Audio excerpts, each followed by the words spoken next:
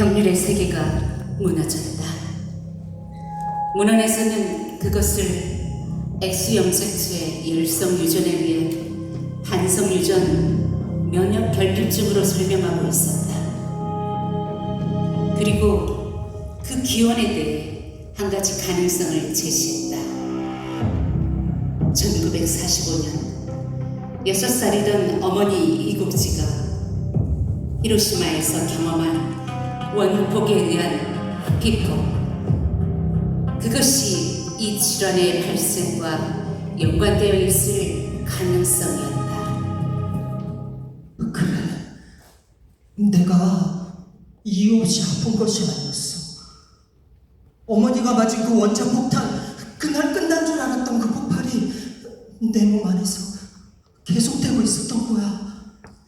형률은 담당 의사를 찾아갔다. 선생님, 이 논문을 발표하셨죠.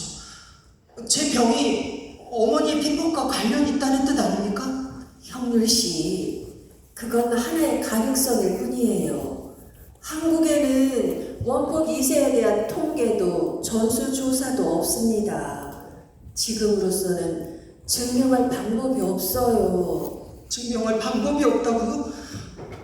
제 형제는 어린 나이에 세상을 떠났고 저는 평생 병을 안고 살았습니다. 1945년 히로시마에서 터진 원폭은 끝난 게 아니에요. 그 영향은 지금도 계속되고 있다고요. 어머니는 히로시마 빈복자다. 나는 원폭 2세다. 그리고 마침내 그는 자신의 삶을 꿰뚫는 한 문장에 도달했다. 나의 병은 역사였다.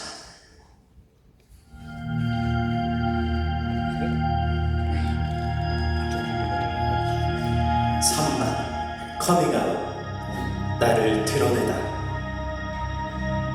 형렬은 자신의 병이 원폭과 연관되어 있다고 확신하고 있었다.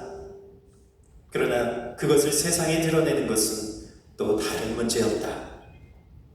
미국 놈들이 쏜 폭탄 맞아서 그렇다며?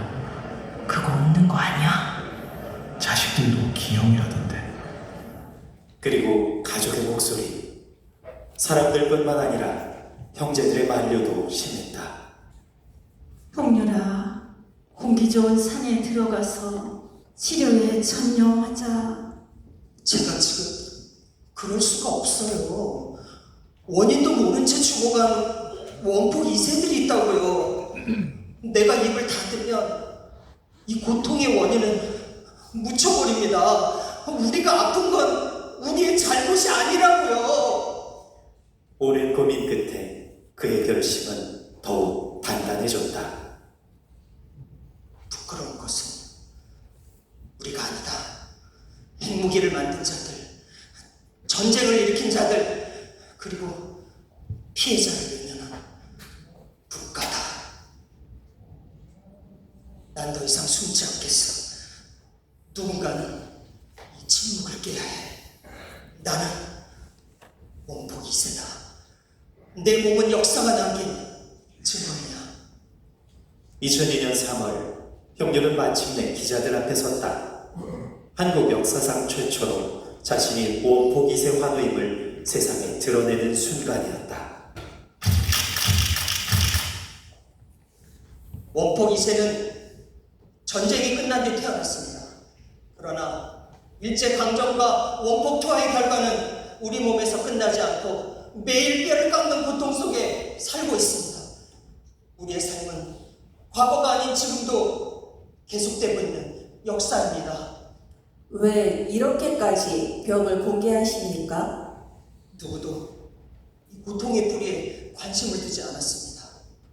이 비극은 미국이 투하한 원폭 때문이며 그 피해의 대물림 속에서 수많은 환우들이 지금도 고통받고 있습니다. 저는 그 사실을 세상에 알리고 싶었습니다. 국가 책임이라고 보십니까? 유전이라는 증거가 있습니까? 과학적으로 입증된 건가요? 국가도 학계도 단 한 번의 전수조사를 하지 않았습니다. 그래서 자료가 없습니다. 그 책임을 왜 피를 토하며 죽어가는 우리가 내야 합니까? 증거요? 내 몸이 증거입니다. 썩어 들어가는 이 배가 그 증거입니다.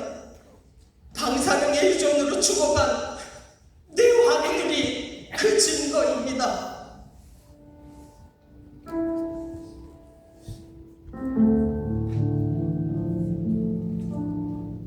우리 병의 뿌리는 미국이 토한 원자 폭탄 때문입니다. 원폭 이세 문제는 이제 의학의 문제가 아닙니다. 인권의 문제이며 역사의 문제입니다. 저는 목숨을 구걸하러 온 것이 아닙니다. 원폭 2세에게 이 잔인한 문신을 새겨놓고 모른 척하는 가해자들의 책임을 묻고 사죄를 요구하기 위해, 그리고 다시는 이런 비극이 반복되지 않게 하기 위해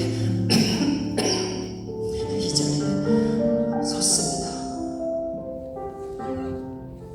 그의 목소리는 침묵을 흔들기 시작했다. 그 몸으로 그 말을 어떻게 다 하셨어요? 누군가는 이 침묵을 깨야 했습니다. 이제 시작입니다.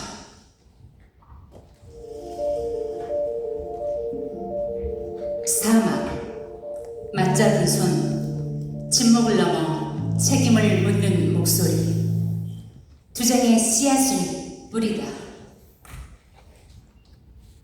형률의 커밍아웃은 원폭 2세들뿐 아니라 원폭 1세에게도 큰 충격이었다.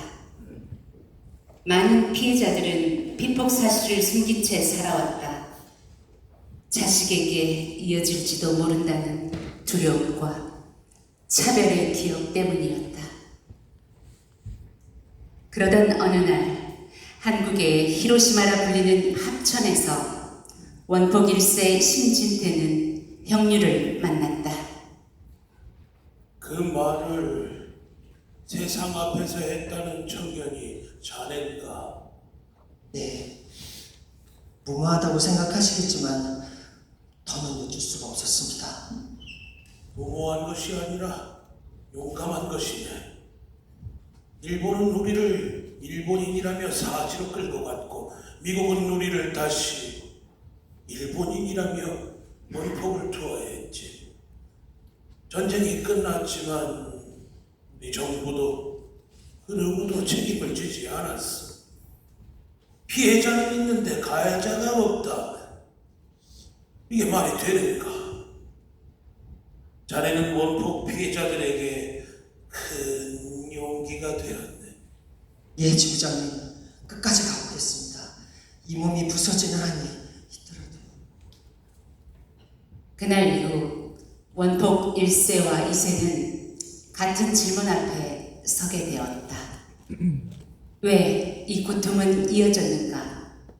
그리고 왜 아무도 책임지지 않는가?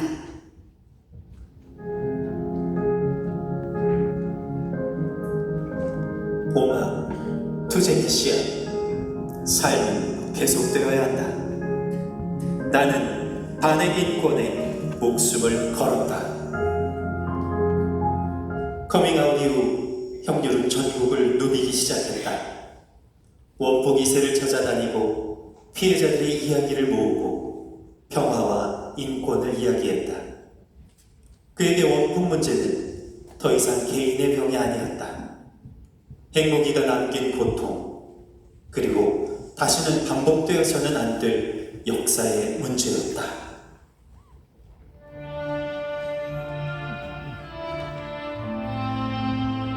이제 나는 이 문제를 인권의 문제로만 보지 않습니다. 평화의 문제라고 생각합니다. 한반도의 진정한 평화는 멀리 있지 않습니다. 핵무기가 남긴 이 처절한 상황, 원폭 피해자 2세 환우들의 살아있는 증언이야말로 그 어떤 외침보다 강력한 무기입니다. 우리가 존재하는 한 동북아의 핵의 위협이 계속되도록 둘 수 없습니다. 이 땅에 다시는 핵의 위협이 발붙이지 못하게 해야 합니다. 그러나 그의 몸은 점점 무너지고 있었다. 배기능은 급격히 악화되었고 피 섞인 기침은 날이 갈수록 심해졌다. 형률씨, 이제는 쉬어야 합니다.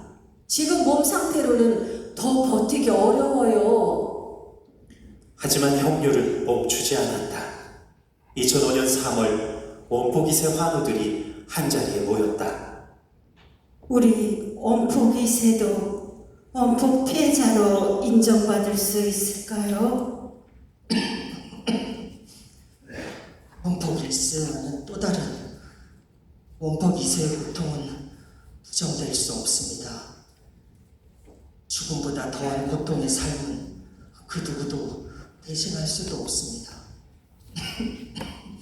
지금 이 문제는 누군가 대신 해결해 줄 수 있는 일이 아닙니다. 우리 환우들과 원폭 피해자 가족이 스스로 마주하고 스스로 해결해 나가야 할 절체절명의 현실입니다.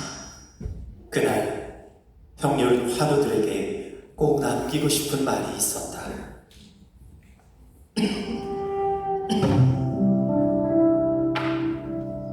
제가 오늘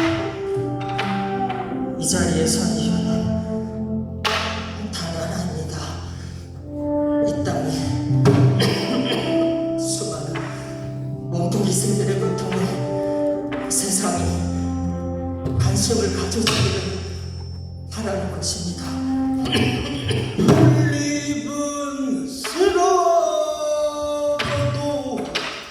하드들 보고 피기도 전에 쓰러져간 황후여 원포 그 시대에 홀로 갔다가 원인도 모른 채 죽은 하루요. 우리엔 왜 피토하며 사다 막는가. 내 혀를 가리소 흐르는 커피 땅에 우리 몸에 흘러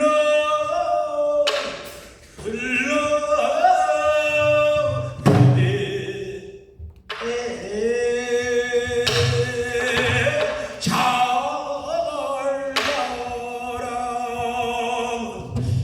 고통의 뿌리를 찾아 세상에 낱낱이 열린 우리의 몸이 삶은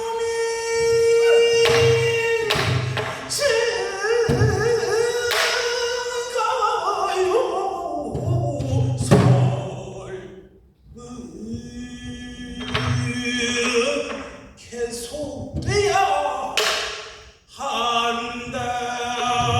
죽음의 방사능 되물린 고통 부모의 죄가 아닌 운명도 아니 방사능 쓰레기다.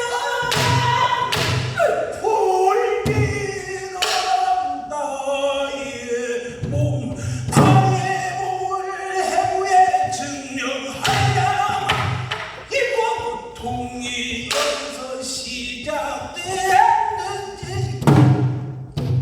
세상에 낱낱이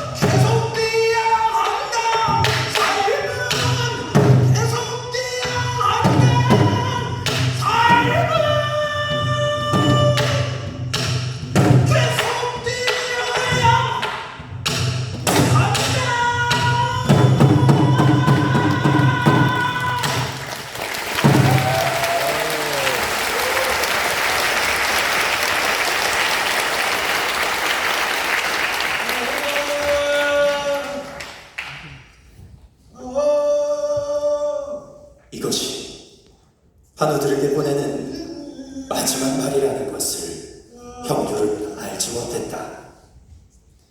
2005년 5월 28일 원폭 피해자 지원 특별법 공청회를 준비하던 35살 김형률은 끝내 마지막 숨을 거두었다.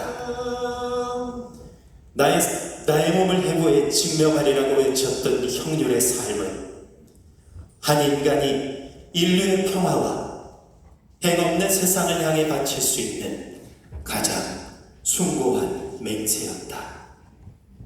일본 제국주의 침략 전쟁에 의해 지금 이 시각까지도 그 광기의 역사가 한국 원폭 2세 황들의 몸과 마음을 가통하고 있는 현실에 인식해야 한다고 생각합니다. 한국 정부나 일부 정부가 동남아서는 미국 정부가 한국과 학사적 문제로 욕망, 세계를 향한 증언.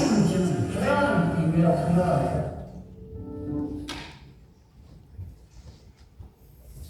욕망, 세계를 향한 증언. 미국 책임 요구.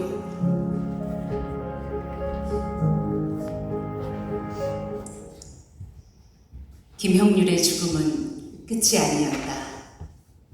그의 목소리는 더 큰 울림이 되어 이어졌다. 2015년 형률의 아버지 김봉대와 원폭 1세 심진태는 유엔에서 처음으로 한국 원폭 피해자의 존재를 알리고 세계를 향해 미국의 책임 인정과 사죄, 배상, 재발 방지를 요구했다. 형률이는 미국의 책임을 물어야 한다고 말했습니다. 살아생전 이루지 못한 형률이의 뜻을 이루고 싶습니다. 미국의 책임을 묻고 피해자의 인권과 정의를 세우기 위해 법적 소송에 나서고 싶습니다. 실제 원폭을 투하한 미국이 사죄하고 배상해야 합니다. 그래야 어떤 나라도 감히 핵을 사용할 생각을 못할 것입니다. 나는 핵무기가 고철이 되는 날까지 싸울 것입니다. 2016년 마침내 형률이 그토록 소원하던 한국 원폭 피해자 특별법이 국회를 통과했다. 그러나 그것은 실질적인 피해 지원도 원폭 2세와 3세의 피해자 인정도 담지 못한 반쪽의 법이었다. 원폭의 고통은 피해자와 후손들의 잘못이 아니다. 그들은 오히려 국가가 책임져야 할 역사적 피해자들이다.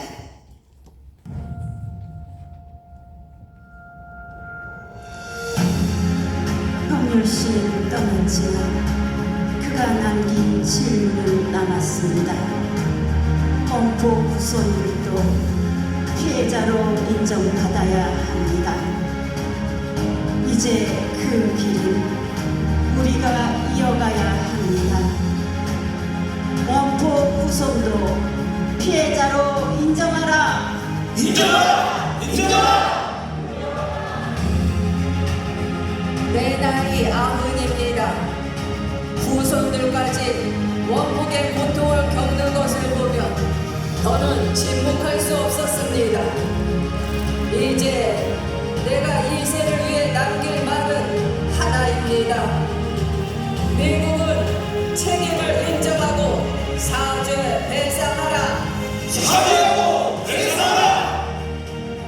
미국이 사죄하고 배상한다고 우리의 아픔이 사라진 것은 아닙니다. 하지만 평생을 핵의 고통 속에 살게 한 미국에게 소리라도 지르고 싶습니다. 남은 평생의 소원은 단 하나입니다. 원폭 사용이 잘못이었다는 사죄를 듣는 것입니다. 한국 피폭자로서 한국 사람들이 또다시 핵무기 희생자가 되는 것만큼은 어떤 일이 있어도 막아야 하겠습니다. 이것이 평생을 피폭자의 운명을 안고 고통스럽게 살아온 저의 소명이라고 믿습니다. 저의 막내 아들도 저와 같이 시력이 좋지 않습니다. 큰아들의 쌍둥이 딸 중 하나인 이틀 만에 세상을 떠났습니다. 비폭으로 우리는 계속 고통받고 있는데 국가는 우리를 제대로 보고 알려고 해야 하지 않겠습니까? 미국은 책임을 인정하라! 인정하라! 미국은 사죄하고 배상하라! 배상하라! 핵유형을 끝내라. 해경을 끝내라! 한반도 비핵화와 핵없는 세계를 실현하라. 실현하라! 실현하라.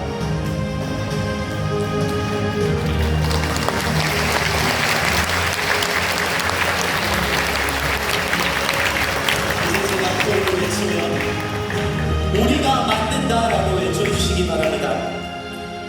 핵 없는 세상은 우리가 만든다! 우리가 만든다! 차렷, 절,